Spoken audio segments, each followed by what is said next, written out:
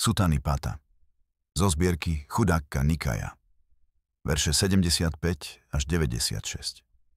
Kasip Bharadvaja Sutta. Takto som počul. Raz sa Bhagava, Buddha, zdržiaval v krajine Magadha, na poli, kde Brahman Bharadvaja oral. V tom čase bolo veľa brahmanov, ktorí mali slávnosť sejby so záprahom, plúhmi, kosákmi. Buddha prišiel k ním v čase obeda a potichu stál na okraji poľa s mnichovskou misou v ruke.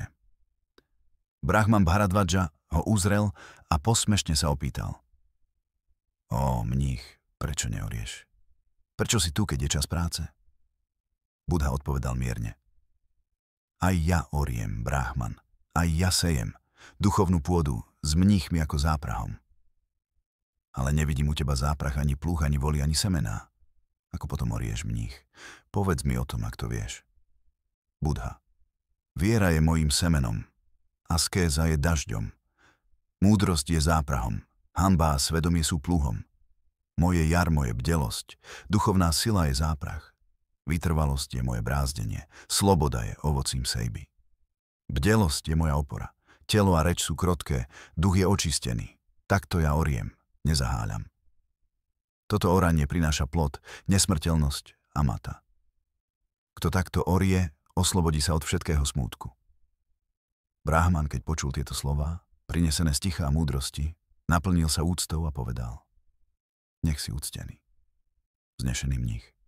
Nádherné je tvoje učenie. Nech ťa pozvem, dobrý pane. Príjmi môj jedálenský dar. Buddha však odpovedal jasne.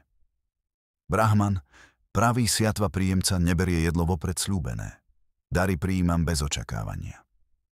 Brahman, úctivý si majster a múdry. Tvoje oranie sa mi otvorilo.